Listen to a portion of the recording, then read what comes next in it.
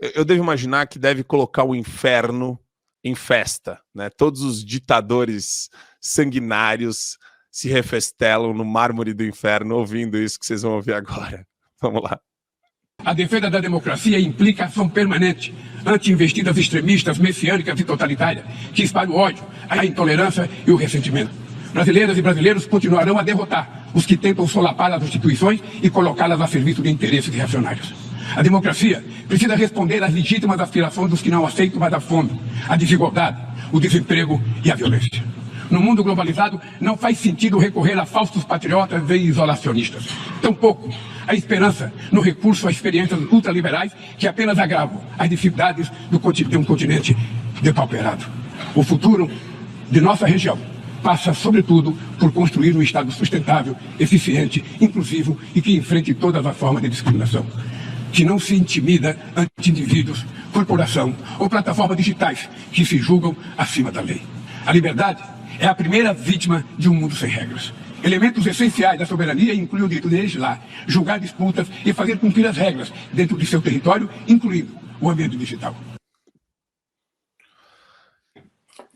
A liberdade é a primeira vítima de um mundo sem regras. É isso mesmo? É que é uma profusão tão maluca, Karina, que eu preciso de uma tradutora, eu vou pedir sua ajuda para traduzir.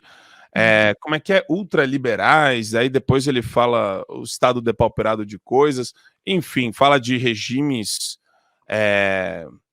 totalitários, ele fala de uma coisa assim, ele consegue ser um pastel de vento ambulante, o Lula, né? Porque fala muito e tudo, na verdade, que ele defende são as premissas ideológicas mais radicais. Ele quer controlar as redes sociais usando os pretextos que ele falou aqui na ONU, Karina. O discurso dele, Marco, é o discurso da agenda globalista. Ele está completamente alinhado com esse discurso. Não é à toa que ele recebeu o prêmio do Bill Gates, né, do famoso Goalkeepers, que é esse prêmio que eles dão em relação às pessoas que estão combatendo a fome no mundo, e o Lula foi muito elogiado por Bill Gates, e porque é o proclamador aí da Agenda 2030 também, que está sendo executada no Brasil. O Brasil é o país-chave, laboratório para essa Agenda 2030. Tanto é que as palavras que ele usa é sempre a mesma, né? Depois tem essa coisa do multilateralismo, tem essa coisa também do discurso de ódio, da identidade de gênero, da crise climática, e tudo isso são os 17 tópicos da agenda globalista. Quem conhece, quem leu, quem tem acesso a ela, leia, porque você vai ver. Dentro dessa agenda tem muitas coisas que parecem ser bonitas, que estão realmente defendendo aquilo, né, para um bem maior.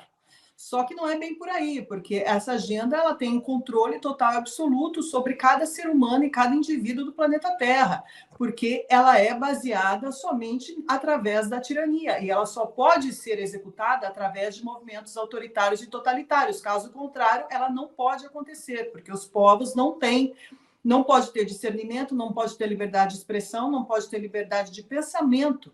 E isso que eles estão colocando, implementando agora nos países do Ocidente. E é muito claro isso, porque é uma cópia muito barata do regime comunista chinês, que é muito admirado também por Bill Gates, por Klaus Schwab do Fórum Econômico de Davos, para todo o pessoal da União Europeia. Todo o regime chinês ele é muito bem visto por esses tiranos. É isso que eles querem implementar no Ocidente. Então, o Ocidente, através desses governos autoritários e totalitários, e não à toa, Alexandre de Moraes, cedo ou tarde, ganhará um prêmio pela execução que ele vem fazendo dentro do Brasil, de tirania, de perseguições, sempre para defender a democracia, em nome da democracia. Isso vai ser usado também nos relatórios que eles estão criando, para mostrar para os outros países que sim, isso funciona.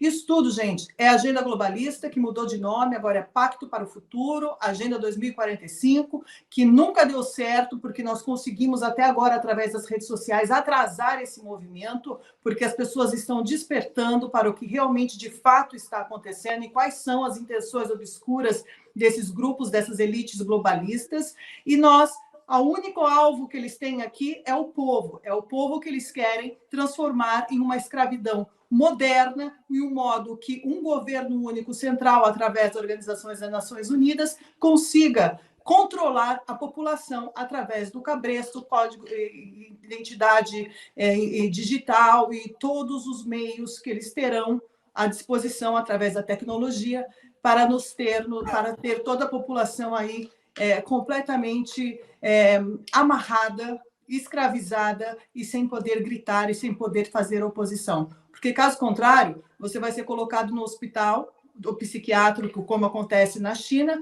ou senão vai ser mandado para um campo de reeducação. E para quem acha que eu estou exagerando, isso já está acontecendo. Isso já está acontecendo. Bom dia, Adriles Jorge. Tudo bem com você? Bom dia. Tirando o ruim do país, tirando o ruim do Lula, ter essa vergonha ter o Lula na ONU falando exatamente contra um princípio de liberdade e democracia, tirando isso, tudo bem. Adriles Jorge, Cogos, Karina, enquanto Lula falava isso, abre aspas, as redes digitais se tornaram terreno fértil para os discursos de ódio, misóginos, racistas, xenofóbicos, que fazem vítimas todos os dias. Nossas sociedades estarão sob constante ameaça enquanto não formos firmes na regulação das plataformas e do uso da inteligência artificial. Enquanto isso, Milei falou o que vocês vão ouvir agora. Que dice defender los derechos humanos han permitido el ingreso al Consejo de Derechos Humanos a dictaduras sangrientas como la de Cuba y Venezuela sin el más mínimo reproche. En esta misma casa que dice defender los derechos de las mujeres, permite el ingreso al Comité para la Eliminación de la Discriminación contra la Mujer a países que castigan a sus mujeres por mostrar la piel. E aí, Cogos? Ele fez um discurso muito contundente, o Milei, contra tudo que a ONU tem feito recentemente, porque a ONU tem se mostrado exatamente uma grande entidade maligna de controle global e que dá suporte para quem gosta de mais controle sempre. Adivinha quem gosta de mais controle sempre, Cogos? A direita ou a esquerda? A esquerda, o Lula, todos aqueles que querem surrupiar a propriedade privada alheia, todos aqueles que querem destruir a virtude que nos liberta, todos aqueles que têm sanha de poder ditatorial, como Alexandre de Moraes, Lula, Haddad, Jorge Soros, Bill Gates e todos esses globalistas que têm total desprezo pelo indivíduo, total desprezo pela soberania das nações, total desprezo pela cultura local e total desprezo pela religião. Esses são verdadeiros monstros e há uma verdadeira torre de Babel demoníaca que visa destruir tudo que é individual, tudo que é único no mundo, para criar uma massa disforme de seres humanos bestializados, incapazes de serem virtuosos, incapazes de serem livres, incapazes de cuidarem dos seus por si próprios, e sim massas de bestas pedindo e clamando por mais governo, por mais controle sobre suas vidas, porque eles são agora incapazes de tomar decisões por conta própria. Esse é o sonho dos tiranos, dos globalistas. O Lula fez esse discurso na ONU porque o Lula é um instrumento de tudo isso. Já foi agraciado com prêmios pelo Bill Gates, já foi agraciado com prêmios pelo Duque de Kent, que é um dos líderes da maçonaria mundial. Ou seja, o Lula foi instalado para desestabilizar o Brasil. Yuri Bezmenov fala nos processos de desestabilização dos países, e o Lula é parte disso. Desestabilização jurídica, econômica, militar, institucional, é o que o PT está fazendo para entregar o Brasil nas mãos desses globalistas. T.S. Eliot, que foi um grande autor, ele fala muito bem. Quando nós tratamos do papel das instituições, da religião, da cultura, o que nós estamos fazendo? Estamos buscando uma organização que proteja a autonomia do indivíduo, que proteja os níveis mais locais de decisão contra a sanha ditatorial. Os governos centralizados, eles se nutrem da indisciplina dos níveis mais locais. E é por isso que pessoas como Lula são instaladas nos países justamente para desestabilizar a cultura local, a economia local, e entregá-la para os globalistas da ONU. O Lula não passa de um empregado da ONU. Um outro grande autor, chamado Richard Weaver, ele escreve que o homem moderno é um homem sem fibra, incapaz de resistir a essas tiranias. Por quê? A misericórdia dele é falsa. Não é uma misericórdia onde ele vai se sacrificar para ajudar o próximo, mas onde ele pede, clama por um Estado totalitário para esmagar os seus em nome de uma falsa ajuda.